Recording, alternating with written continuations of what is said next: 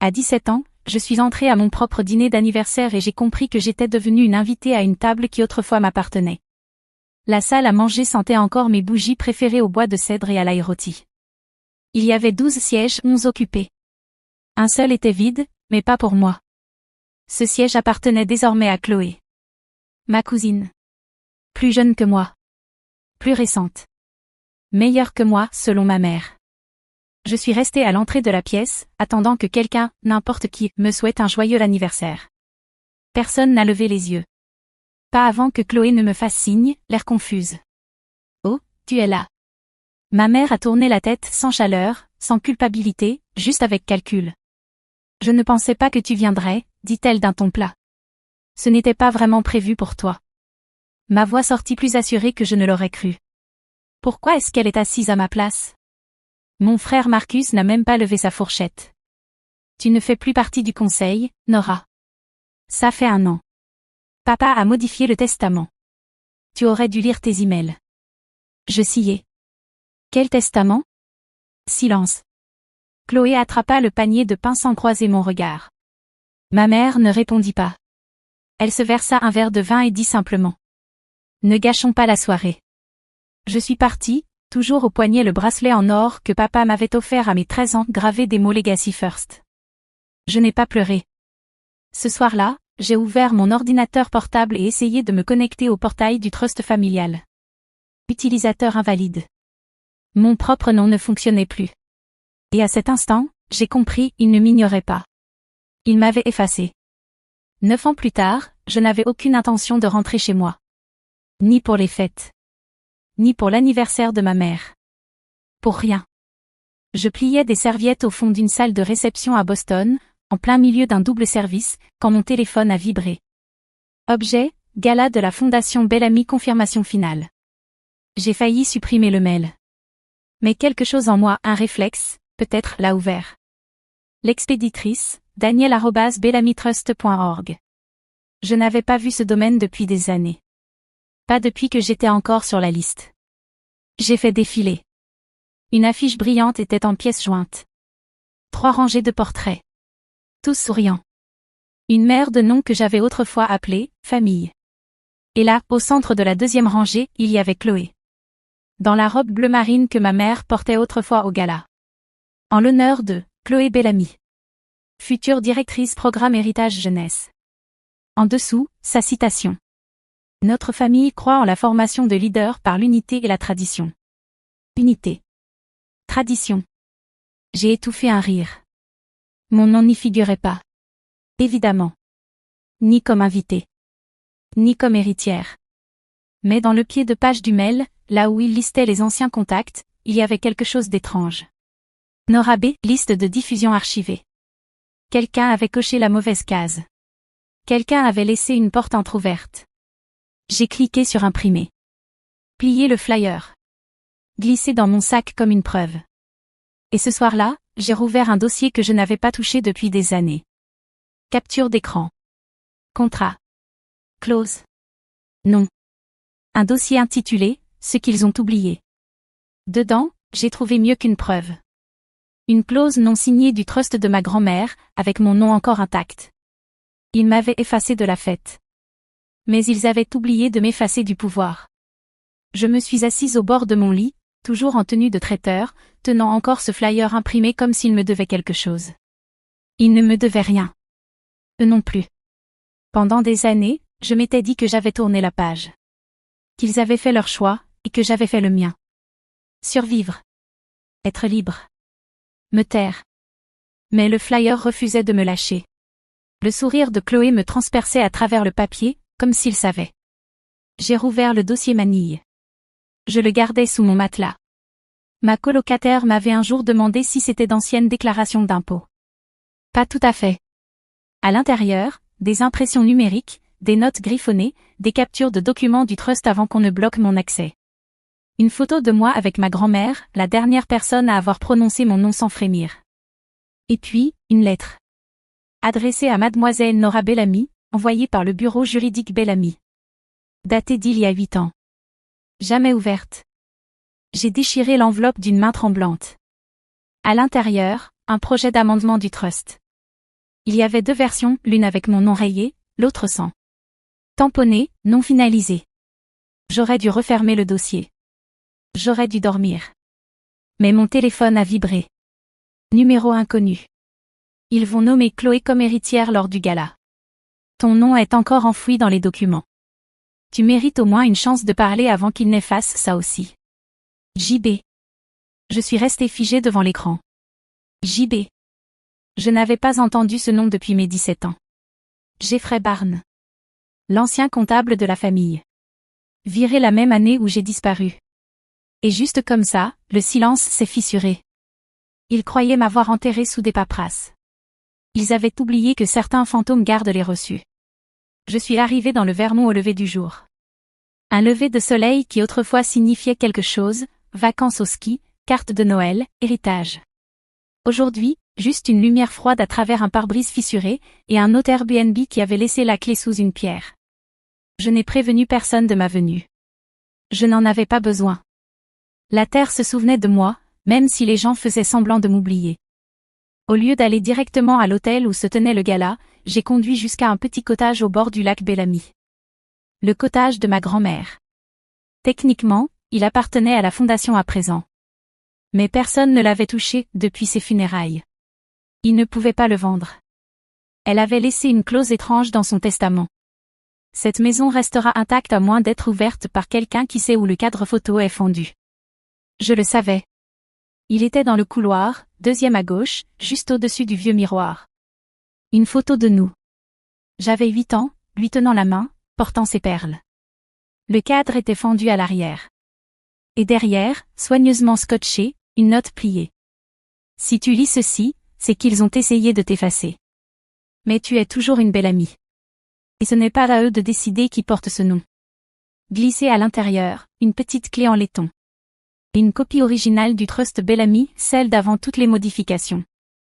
Mon nom y figurait. En gras. Officiel.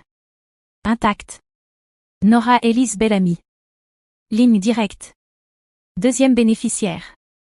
Il pensait que j'avais oublié qui j'étais. Il ne s'attendait pas à ce que je revienne vers la seule personne qui ne m'avait jamais demandé de le prouver. Il ne s'attendait pas aux traces qu'elle avait laissées. Et il ne s'attendait sûrement pas à ce que je me souvienne d'où tout avait commencé. Je ne voulais pas une nouvelle robe. Je voulais la robe. Celle que ma mère portait quand elle avait coupé le ruban du tout premier bâtiment de la Fondation Bellamy. Celle dont je me souvenais sur la coupure de journal qui ornait autrefois ma chambre d'enfant avant qu'il ne la remplace par les photos de Chloé. Bleu nuit. Longue jusqu'au sol. Col discret. Le pouvoir cousu dans chaque couture. Je l'ai retrouvée dans une boutique de dépôt-vente haut de gamme en ville. La propriétaire a poussé un petit cri quand je l'ai sortie du fond du portant. Oh, c'est une des originales. Elle appartenait à la famille Bellamy. J'ai souri. Doucement. Oui. Je sais. Je ne l'ai pas corrigée quand elle a dit que c'était la robe de la grand-mère de Chloé. Parce que techniquement, c'était vrai. Mais maintenant, elle était à moi. J'ai loué une chambre dans une petite auberge, à 2 rues du lieu de la soirée. Je ne me suis pas donné la peine de prendre un voiturier ni de marcher sur le tapis rouge. Je n'allais pas entrer par la grande porte. J'ai fait appel à un service rendu. Une maquilleuse à qui j'avais autrefois servi du vin lors d'un gala à Boston. Elle me devait ça. Elle m'a transformé en souvenir. Pas en version moderne. Pas en tendance. Mais en reconnaissable. Comme un cadre photo. Qu'on a rangé dans un tiroir sans jamais réussir à le jeter. Avant de partir, j'ai glissé 2 choses dans ma pochette, une copie imprimée de la clause du trust portant mon nom, et une lettre pliée de ma grand-mère. Puis j'ai regardé dans le miroir, non pas pour m'admirer, mais pour dire adieu à celle que j'étais, celle qui croyait que le silence était plus sûr. Ce soir, je n'étais pas venue chercher des excuses. J'étais venue chercher le micro. Je suis entrée au gala de la Fondation Bellamy à 19h41, pas par l'entrée principale, par celle du personnel. Un serveur m'a tenu la porte. Il ne m'a pas demandé mon nom. Il m'a juste regardé comme s'il savait que j'avais ma place quelque part d'important, mais qu'il n'arrivait plus à se souvenir où. C'était justement l'idée. La salle de bal était un mensonge poli, lustre en cristal, bordure dorée sur nappe blanche, invités sirotant du champagne et se félicitant mutuellement pour leurs héritages. Je glissais entre les tables comme de la fumée, sans badge, sans place assignée, mais les regards me suivaient. Certains plissaient les yeux, comme pour se rappeler. Peut-être de l'école. Peut-être d'un vieux journal. À la table d'accueil, j'ai pris un programme du gala. Je l'ai feuilleté. 3 pages de lauréats. Chloé avait une colonne entière, leader en devenir, mentor, héritière de la vision. Je n'y étais pas. Évidemment. Puis j'ai vu le mur des héritages, un couloir bordé de photos encadrées des 3 générations de Bellamy. Fondateur, donateur, portrait de famille. Je l'ai parcouru lentement, rangée après rangée. Ma mère jeune. Mes frères et sœurs. Chloé en uniforme de pensionnat. Puis je l'ai vu. Un cadre légèrement de travers. La plaque en laiton disait « Enfant Bellamy Journée Famille 2009 ». Mais la photo à l'intérieur était fausse. Trop d'espace vide à gauche. Je me suis penchée. Quelqu'un m'avait découpé. L'original encore visible en transparence derrière le verre. Et derrière le cadre, glissé à la hâte, se trouvait la vraie photo entière. Moi, au centre. Mais quelqu'un avait tracé un X rouge sur mon visage. Je n'ai pas pleuré. J'ai pris une photo et j'ai inséré la clé USB dans l'ordinateur derrière le rideau. S'il voulait m'effacer du programme, j'écrirais mon propre chapitre. On dit que chaque gala a son moment. Le mien a commencé à 20h19. Chloé venait de monter sur scène, drapée de satin blanc et de toute l'attention familiale. Les applaudissements roulaient doucement dans la salle comme un tonnerre poli. Le maître de cérémonie s'est approché du micro. Ce soir, nous honorons une nouvelle génération. Une femme de grâce, de vision, et portant pleinement le nom Bellamy. Les lumières se sont tamisées pour lancer la vidéo.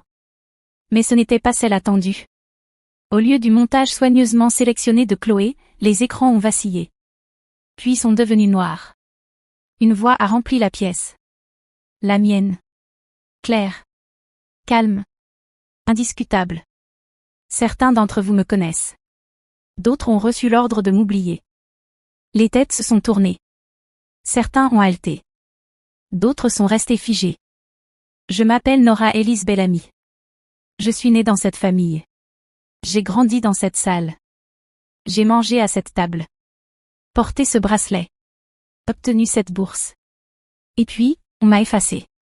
Derrière moi, à l'écran, l'ancienne photo de famille. Non retouchée. Moi, au centre, souriante. Vivante. Suivie de la version falsifiée. Découpée. Caviardée. Des murmures se sont répandus. Puis est apparu le document du trust. Mon nom. Mon statut légal. Non barré. Valide. Toujours contraignant. Je suis montée sur le côté de la scène, le projecteur accrochant le bleu marine de ma robe, celle de ma mère. On ne peut pas effacer quelqu'un et garder son héritage. On ne peut pas faire taire un enfant et appeler ça l'unité. On ne peut pas fabriquer une tradition sur une vérité brisée. Quelqu'un a applaudi. Puis un autre. Chloé est restée figée, ses fiches tremblantes entre les mains. Ma mère, raide, agrippait son verre. Et moi? Je n'ai pas attendu qu'on m'autorise à parler. J'ai dit ce que j'étais venue dire. Je ne suis pas là pour prendre quoi que ce soit. Je suis là pour vous rappeler que c'était à moi depuis le début. Le silence n'est pas toujours vide. Parfois, il est plus fort que les applaudissements. C'est lui qui a envahi la salle après mes mots. Personne ne bougeait. Personne ne trinquait. Pas un rire forcé, pas une toux polie pour détendre l'atmosphère. Jusqu'à ce que ma mère se lève. Elle ne s'est pas précipitée. Elle a glissé, comme si elle contrôlait encore le récit. Comme si l'histoire ne venait pas d'être arrachée de ses mains. Elle s'est placée à côté de Chloé, une main sur le pupitre, l'autre sur son collier de perles. Nora, ma chérie, dit-elle d'une voix douce mais cassante, ce n'est pas l'endroit. J'ai croisé son regard. Et c'était où, l'endroit, pendant toutes ces années? Elle a pincé les lèvres dans un sourire calculé. On peut en parler après l'événement. Ne faisons pas de scène. C'est déjà fait, ai-je répondu. Vous ne pensiez juste pas que je viendrais en faire partie.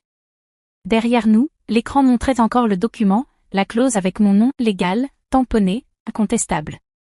Puis est venu un bruit inattendu. Une chaise qu'on repousse. Un homme s'est levé au fond. Jeffrey Barnes. JB. Ancien comptable, mis à l'écart pour avoir posé trop de questions. Il brandissait un dossier. Les comptes de la fondation ne mentent pas. Mais les gens, si. Et moi, j'ai gardé des copies. Ma mère a blêmi. Chloé a lancé, c'est de la diffamation. Elle est juste là pour se faire remarquer. Je n'ai pas bronché. Je suis là pour la vérité. L'attention est venue avec. Une femme près du premier rang s'est levée. Puis un homme près des portes. Et puis, enfin, des applaudissements ont éclaté. Mais ce n'était pas pour Chloé cette fois. Ni pour l'héritage. C'était pour la justice. Et la justice ne s'accompagne pas d'accolades ni de poignées de main. Elle arrive avec des dossiers. Des noms. Du poids. Pas une excuse, un marteau.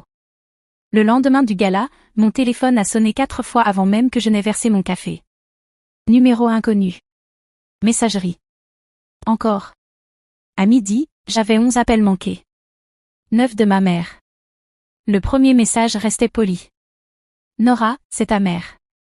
Ne laissons pas la soirée d'hier dégénérer. Le suivant. Tu ne comprends pas la pression qu'on subissait. Ton père, il pensait que c'était mieux pour tout le monde. Le 6e craquait. Tu n'es pas la seule à avoir souffert, tu sais. Je n'ai pas répondu. Ma sœur Sarah m'a envoyé un message à la place. Pas de salutation. Pas d'explication. Juste une pièce jointe. Un PDF. Mise en demeure. Apparemment, récupérer son nom est désormais une atteinte à la réputation. Chloé, elle a évité le juridique. Elle a choisi Instagram. Une photo d'elle en costume blanc immaculé. Légende. L'héritage ne se vole pas. Il se mérite. Nous nous élevons. Nous ne mendions pas #BellamyFière. Des milliers de likes. Un commentaire stratégiquement épinglé. Drôle comme certaines personnes réapparaissent uniquement quand il y a de l'argent en jeu. Celui-là, signé de mon cousin Ethan. Mais rien de tout cela n'avait d'importance. Car 24 heures plus tard, un dossier anonyme est apparu via un lien Drive public. Gala Bellamy, interne. À l'intérieur, des échanges de mets. Des rapports de dépenses. Des virements de subventions. La signature de Chloé sur des factures liées à des consultants fictifs. Quelqu'un avait sorti les squelettes. Et ce n'était pas moi. Jeffrey Barnes. Ou quelqu'un comme lui. Avait allumé l'allumette. Je n'avais pas besoin de me battre. Je devais juste rester debout et laisser leur propre feu trouver l'air. Et en fond, le 12e message vocal de ma mère. S'il te plaît, Nora. Il parle d'enquête. Tu peux arrêter ça. J'ai appuyé sur lecture. Puis supprimer. À 17 ans, je griffonnais mon nom dans mes cahiers juste pour me rappeler qu'il était à moi. Nora Elise Bellamy. Pas cette fille-là. Pas celle dont on ne parle pas. Pas une ligne à rayer au stylo rouge. Juste moi. 9 ans plus tard, je l'ai déposé. The Nora Fund. Pas Bellamy. Pas en partenariat avec. Juste Nora. Une organisation à but non lucratif pour les jeunes femmes effacées par leur propre famille. Mise à la porte. Coupée. Ou commodément oubliée.